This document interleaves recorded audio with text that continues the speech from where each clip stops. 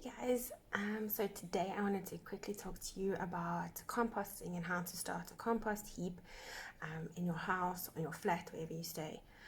Composting is really not as hard as people might think it is. You can do it whether you have a large garden, a small garden, or no garden at all. If you have access to some containers, then that's all you really need to get it going. We stay in a complex, so we don't have a massive garden, and David's set aside a portion of our grassed area that is now our compost heap.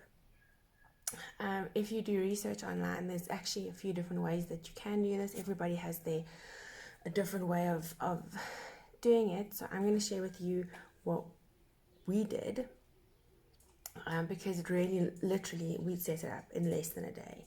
So we have an area outside in our garden. David just dug up all the grass, and you sort of like mix up the soil. You don't want to put it necessarily on the grass, because then it doesn't have access nicely to all the worms and the things in the actual soil. So we dug it up, we dug everything up, and then we just started collecting waste from the kitchen. You can take onto the sand, you can put grass cuttings or leaves. It's a good time now to do that, because the leaves are off. If you've still got leaves falling off, you just collect all the dry leaves and you just throw them on. And if you cut your grass, all that grass cuttings, you can put those on as well. And then we have a bucket in the kitchen that we collect all of our waste. So there are certain things that you shouldn't put in your compost, and there are things that can go in. So for us, we put in all the veggie scraps, peels, all of that, any leftovers that we need to chuck out. Eggshells can go in. Eggshells are really good for your garden in general. So if you're starting out with seedlings, you can actually keep the eggshells, crush them up, and then just put them around your seedlings, or just pop them in your compost. We do any compostable paper or packaging that we have, brown paper or the egg carton boxes. If they're compostable, you can put them in. We have been putting in our tea bags, which I spoke about in my previous video. That's not such a great idea. So now we're actually opening up the tea bags and just putting the tea leaves into the compost. Bread can go in, any bread leftovers that you have, or old stale bread. What can't go in, what should be avoided, is meat products, or meat and bones. The main reason for that, there's different. Some people say they put it in and it's fine, other people say that they don't. So one of the main reasons for not putting meat in, bones, is if you live in an area where there's animals, cats or rats or vermin or anything like that. If you live around like an open area, then the smell of that often attracts them. So we stay in a complex with lots of cats, so we've just avoided that. We throw either, depending on what bones we have left over, I put them and make stock with them, but those don't go into the compost heap. We also don't put onions and pineapples or your citrusy type of fruit. Those we also don't put in. We did try and put them in, and David said it was affecting the soil, so we just rather don't. I know David's aunt, she's got an amazing compost heap going, and they take the pineapple, the skin of the pineapple and everything, they put it in the blender and they blend it up, and then she throws that on her compost heap, and she doesn't have a problem. So you can also just play around, but that's what we leave out of the compost heap. But otherwise, everything else goes in. Even if you have, sometimes if we have a bit of leftover crumpet batter that we've forgotten about in the kitchen, in the fridge or something, you can put that in also. So literally anything that's got food in it can go in your compost, as well as obviously packaging that is compostable. So read your packaging on your things and see if it can go in.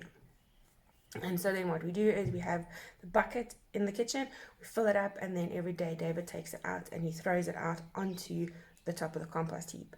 And then once a week, when he's out in the garden pottering, he mixes it up. So it's important to mix it up, because obviously when you start, the soil and the stuff on the bottom is now breaking up and decomposing, and you want to mix it up so that everything can mix together.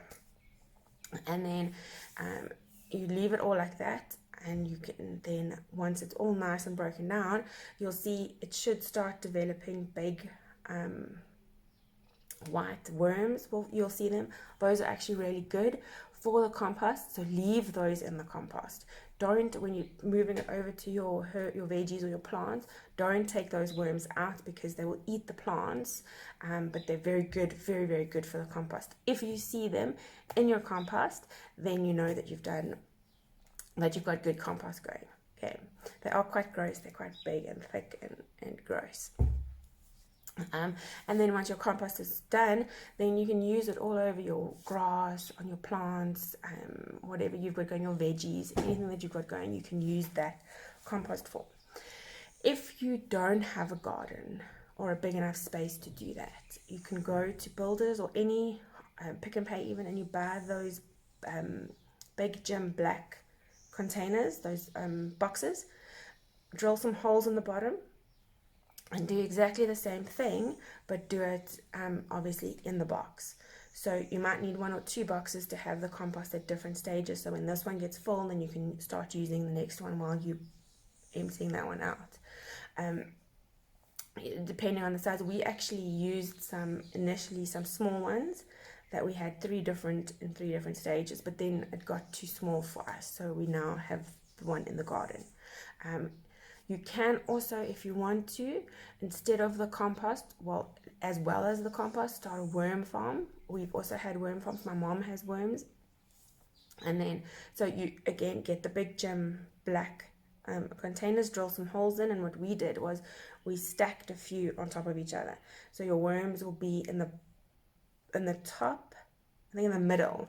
And then we put the fresh waste in the top, and then in the bottom is the good, like the good compost that comes from the worms.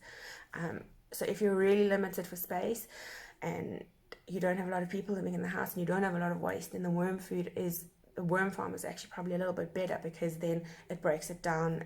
You know, we just found that it wasn't breaking the stuff down quick enough for what we were using. And then you can also, if you don't have space, or if you want something a little bit neater, you can get a bokashi bin. Most nurseries will have them. I even think Builders also has them, and they come in different sizes of bins.